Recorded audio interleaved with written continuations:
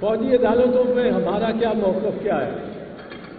فوجی عدالتوں پہ موقف یہ ہے بڑا سمپل، بڑا سادہ کہ آئین کی ترمیم کے بغیر لگ ہی نہیں سکتی۔ 16 دسمبر 2014 کو سانحہ پشاور APS پشاور ہوا تھا تو فوجی عدالتوں کی ڈیمانڈ ہوئی تھی، میاں نواز شریف کی حکومت تھی، آئین میں ایک ترمیم لانی پڑی 2 سال کی مدت کے لیے کہ تاکہ فوجی عدالتیں لگ سکیں، کیونکہ اس سے ظاہر ہوا کہ اس ترمیم کے بغیر وہ رستہ نہیں ملتا تھا۔ آئین نے جو 2 سال کے لیے رستہ دیا، پھر 2 سال کے لیے مزید دے دیا، تو ایک ہی دستخط سے چیف جسٹس اکرم سیٹھ صاحب نے 153 یہ رپورٹڈ کیس ہے، 153 سزا یافتہ مجرموں کو، فوجی عدالتوں سے سزا یافتہ کو ایک دستخط کے تحت فارغ کر دیا، بری کر دیا، اور ان کے 2 کیس ریمانڈ ہوئے اور ان کی سزائیں کالعدم ہو گئی۔ کیوں؟ کیونکہ 153 کے 153 جو مجرم کہلائے تھے ان کے سب کے اقبالی بیان تھے۔ مجرم کیوں ٹھہرائے گئے؟ اقبالی بیان پر۔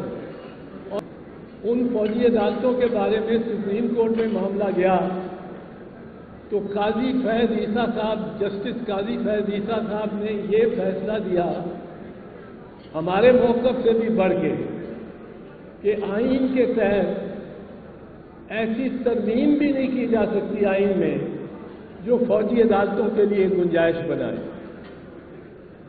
آئین کی ترمیم کر دینے کے بعد بھی فوجی عدالتیں آئینی اعتبار سے ان کو تشکیل نہیں دی جا سکتی۔ اور اس کی ایک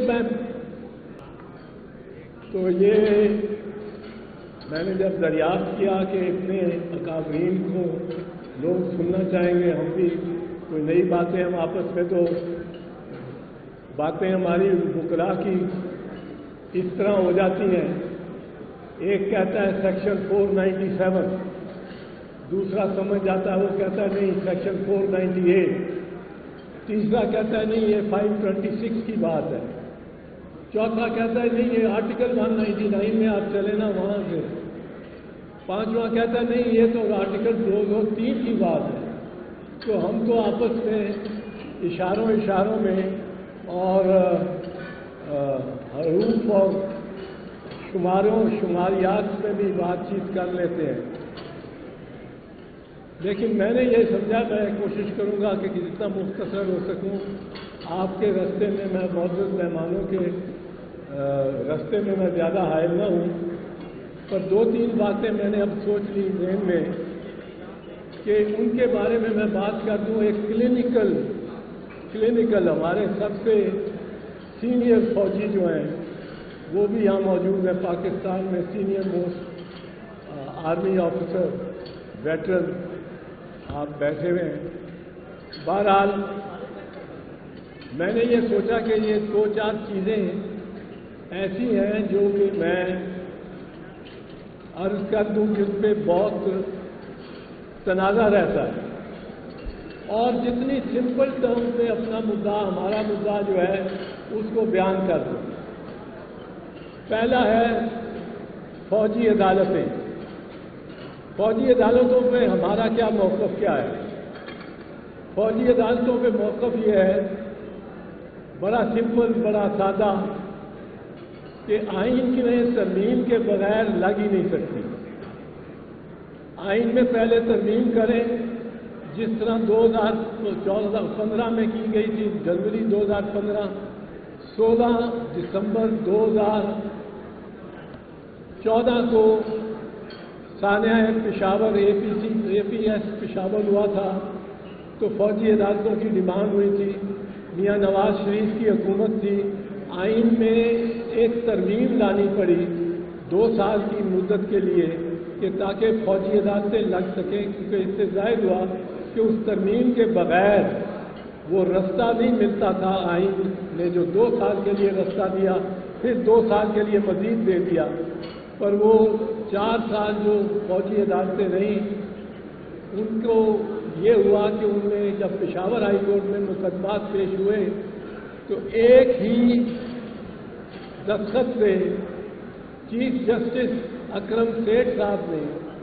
153 یہ رپورٹڈ کیس ہے 153 سزا یافتہ مجرموں کو، فوجی عدالتوں سے سزا یافتہ کو ایک دستخط کے تحت فارغ کر دیا، بری کر دیا، اور ان کے 2 کیس ریمانڈ ہوئے اور ان کی سزائیں کل عدم ہو گئی۔ کیوں؟ کیونکہ 153 کے 153 جو مجرم کہلائے تھے ان کے سب کے اقبالی بیان تھے۔ مجرم کیوں ٹھہرائے گئے؟ اقبالی بیان پر، اور اقبالی بیان ایک ہی مضمون تھا، اس میں حرف بہ حرف، لائن بہ لائن میں یہ اقبال کرتا ہوں، اور وہ سارا اس بنیاد پہ ان کو سزائیں ہو گئی تھیں، اور اسی بنیاد پر چیف جسٹس اکرم سیٹھ صاحب نے وہ ساری سزائیں بیک گردش قلم ختم کر دی۔ Please pay proper respect. یہ جو چائے کی پیالیوں کی آوازیں،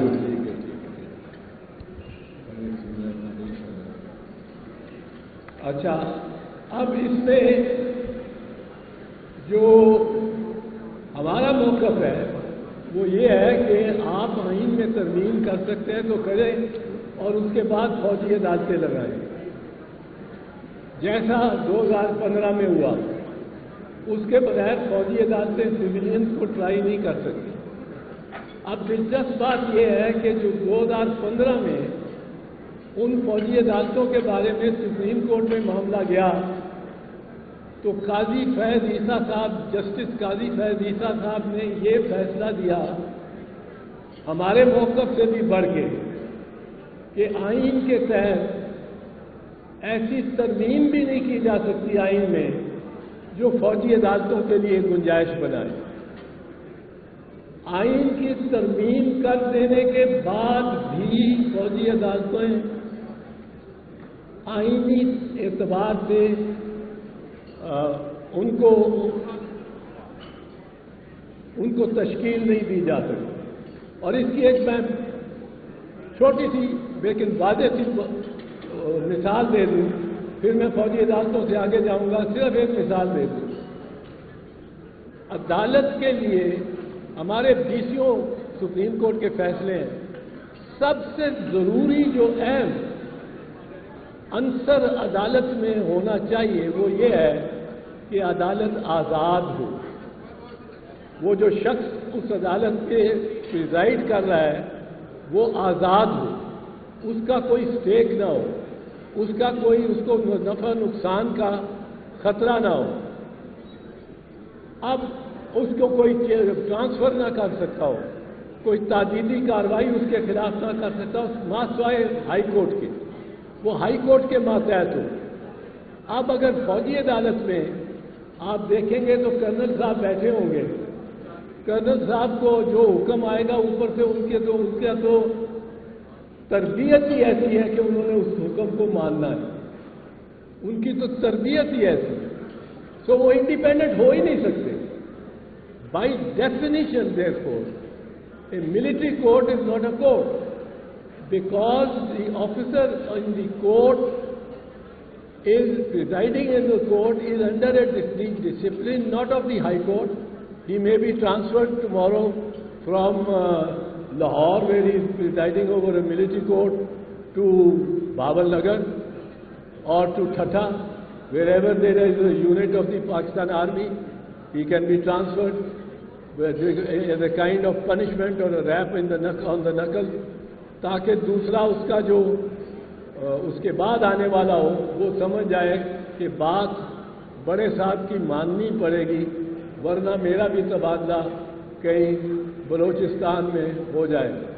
تو انڈیپینڈنس کا اس میں عنصر ہی نہیں ہے بائی ڈیفینیشن۔